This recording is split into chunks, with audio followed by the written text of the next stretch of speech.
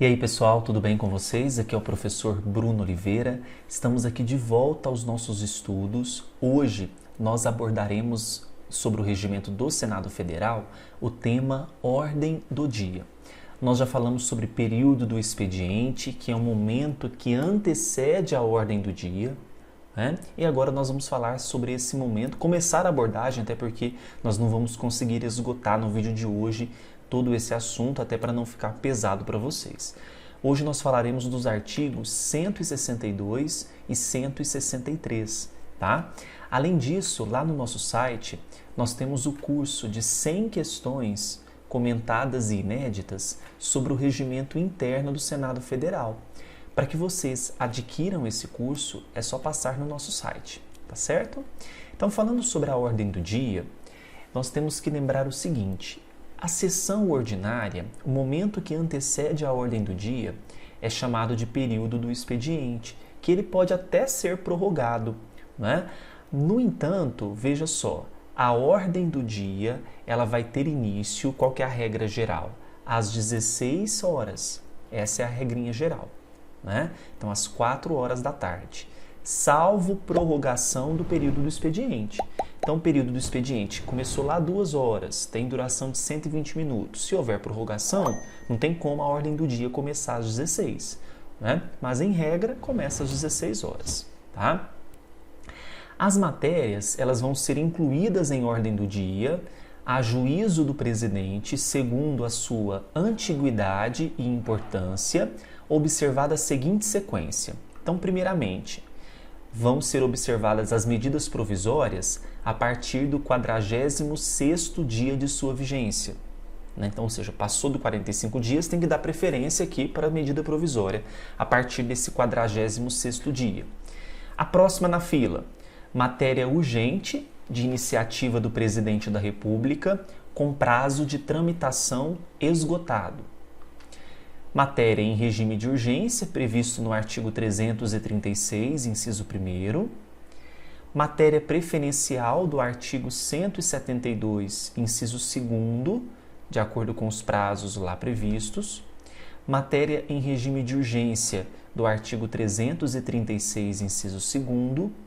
Matéria em regime de urgência do artigo 336, inciso 3º.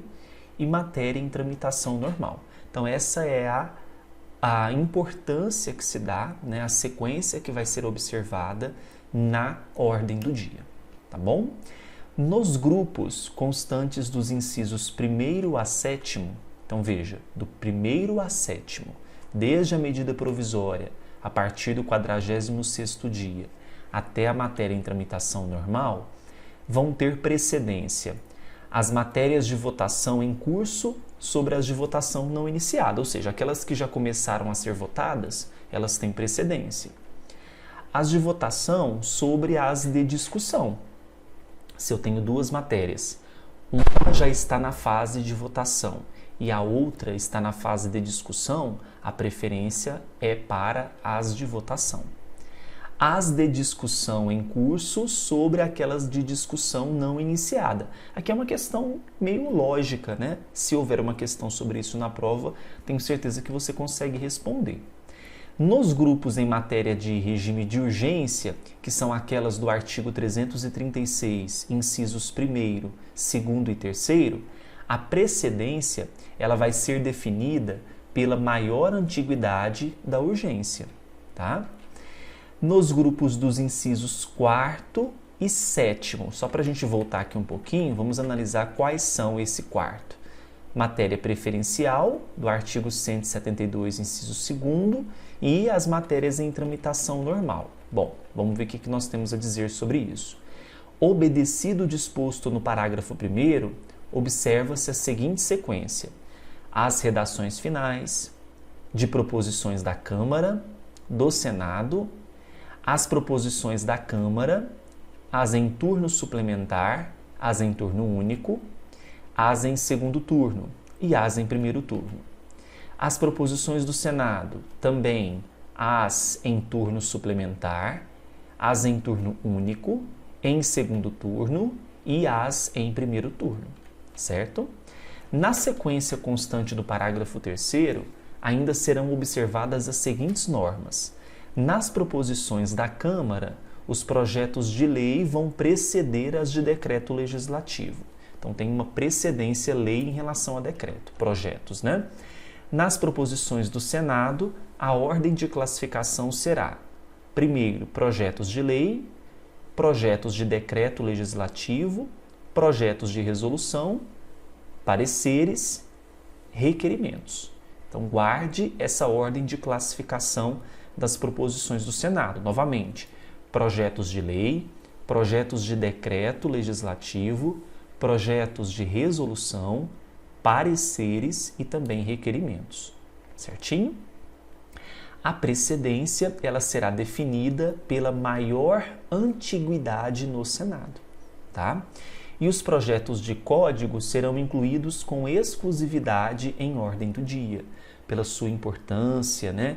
Pela sua relevância. Esses projetos de código eles são incluídos com exclusividade em ordem do dia.